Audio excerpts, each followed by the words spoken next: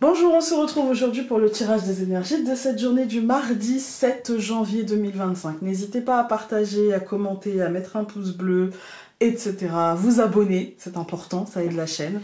Et c'est parti, on commence par la rune.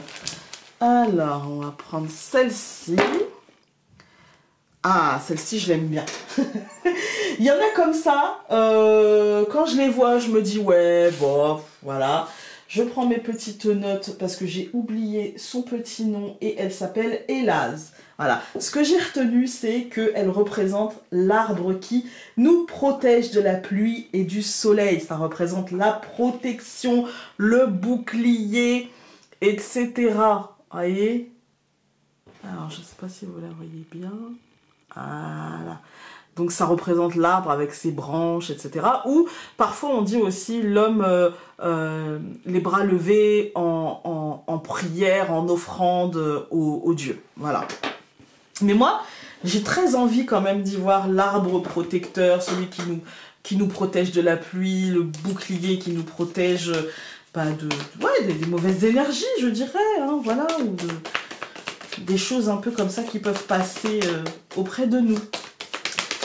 Alors, aujourd'hui, on va avoir mauvaise. Bah, on a peut-être besoin du bouclier, Déco, hein? Voilà, hein? Peut-être que là, la rune, elle nous dit, t'inquiète, t'es protégée. Alors, mauvaise, ça va pas me parler de... Ça peut me parler de jalousie, voilà, mais moi, quand elle sort, ce que j'ai remarqué beaucoup, c'est de... la culpabilisation, le regard négatif sur soi, l'ingratitude et la négativité. Quand il nous arrive quelque chose de bien, on ne le marque pas, et par contre on va exagérer le « oh mais j'ai la poisse, j'en ai marre, de toute façon je suis nulle, machin, ceci, cela ».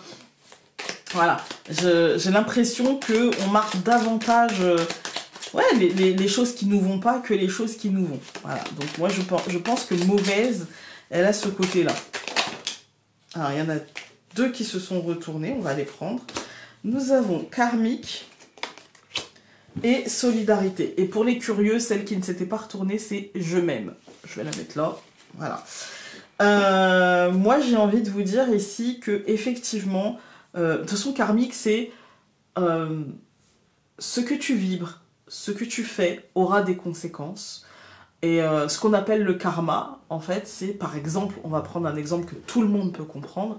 Si j'agis mal avec quelqu'un, le karma, par exemple, si je blesse volontairement quelqu'un, voilà, par un comportement, une parole, peu importe, hein, le karma, en fait, va me le renvoyer, mais pas pour me faire mal, attention. Le karma n'est pas là pour se venger, ça n'existe pas, d'accord? Ça c'est nous avec notre lecture très, très humaine en fait. Hein. Le karma il est là pour me donner une leçon que je pourrais comprendre et que je pourrais apprendre. Par exemple, comme je vous disais, j'agis mal avec quelqu'un dans le travail, il va pas forcément m'arriver du mal au travail en fait. Non, c'est pas un œil pour œil, dent pour dent, non. Par contre, ce qui compte le plus pour moi peut chavirer un peu, je dirais, vous voyez, parce que si je fais volontairement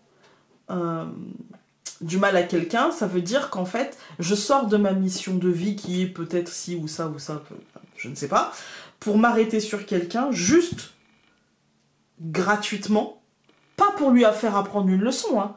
Ça c'est autre chose. Pas parce que j'ai des griefs légitimes, ça c'est autre chose, d'accord? Non, juste pour le plaisir de mettre la tête sous l'eau à quelqu'un pour me valoriser moi. Voilà.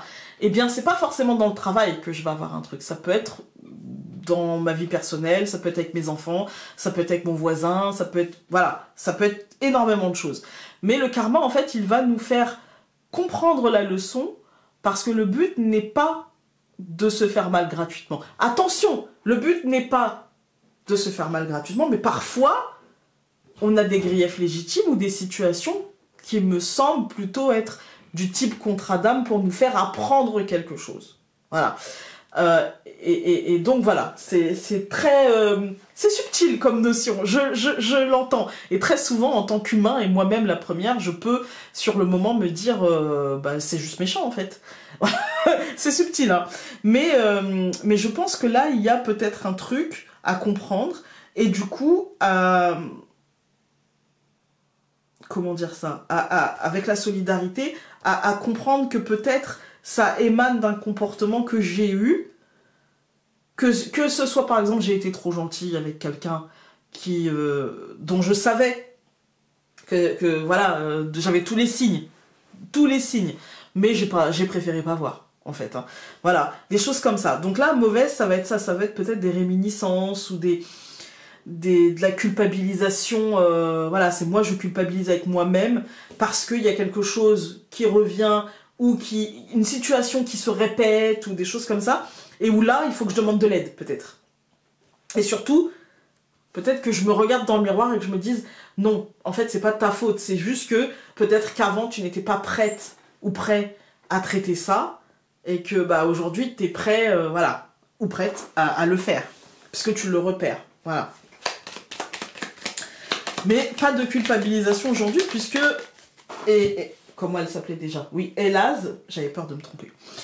Elaz nous protège, rappelez-vous, l'arbre qui nous protège de la pluie, le bouclier, la protection, voilà. Et peut-être que justement la solidarité, c'est aussi comprendre que autour de nous, il peut y avoir des gens qui, je dirais pas qu'ils nous sont envoyés, mais presque, pour nous aider. Voilà. Alors, je coupe. Nous avons l'encre, pardon, et la croix. Voilà, il y a quelque chose qui, à mon sens, est en train de bouger, peut-être est en train de prendre fin. Il y a des ancrages qui... En fait, c'est des libérations, parce que l'encre, c'est le partage, c'est les échanges, c'est les ventes, les achats, etc. Mais c'est aussi les liens qui nous lient aux autres, et là, je pense qu'il y a peut-être un réajustement, un changement assez important, ou peut-être une fin. Et pour ça, peut-être qu'il va nous falloir comprendre. Voilà. C'est pas forcément je coupe les liens, mais ça peut être aussi je les nettoie. Ça peut être aussi je pose des limites en fait. Ça, c'est plus possible. Ça, c'est terminé. Ça, maintenant, il faut que ça se passe comme ci, comme ça. Et en fait, le respect ou simplement la prise en compte de qui je suis et de ma limite n'est plus négociable. Voilà. Alors, hop. Aujourd'hui, donc, nous avons l'ours, le chien, l'anneau, la hache, donc la faux, et l'homme. Alors, bah, en fait, c'est ça, hein, je vous disais, là, on a un engagement, on a des décisions avec la faux, avec la hache, on a des décisions. Je pense que ça peut concerner des habitudes. L'ours est protecteur, comme Elaz. Et donc, ça nous dit que peut-être il va falloir changer nos habitudes. Peut-être qu'il va falloir aujourd'hui, pour que le cycle se déroule autrement, faire différemment. Voilà, un peu comme le tirage de la semaine. C'était dans nos cercles sociaux. Et là, avec le chien, c'est l'ex, l'ami, l'amant, le compagnon de vie, quelqu'un avec qui on est engagé ou quelqu'un avec qui on a été engagé. Et ça nous demande justement de changer les choses, ça nous demande de trancher, de prendre une décision, d'acter quelque chose, en fait. On va tout recouvrir. Donc, je recouvre l'ours par le bouquet, donc le cadeau. Je recouvre le chien par la clé, l'anneau par l'arbre, la faux par la cigogne, et donc l'homme par le renard. Effectivement, au centre du tirage, on a quelque chose de sain, de solide, de stable, d'aligné, avec du changement quand même, hein, mais ce changement est aligné, il est positif, parce qu'il est vécu positivement. En fait, c'est pas je change et en fait j'y vais en mode je suis pas bien. Non, là c'est plutôt quelque chose une libération plutôt que quelque chose de... Voilà, c'est un changement libérateur en fait, hein. Et même si on ne sait pas encore si ça va tenir ou ça va, etc., c'est quand même positif.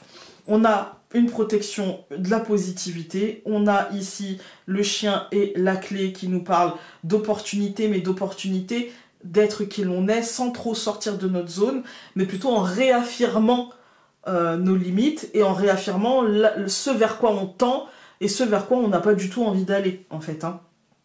Avec ici, donc, l'anneau et l'arbre, ça nous parle plutôt en fait, d'être aligné et d'être en accord avec cet alignement. Vous voyez, voilà. En fait, je pense qu'on va faire terre mauvaise parce qu'à un moment donné dans la journée, on va se dire, en fait, j'y suis pour rien. En fait, il n'est pas trop tard pour faire les choses. Je peux encore demander de l'aide là-haut ou demander de l'aide concrète.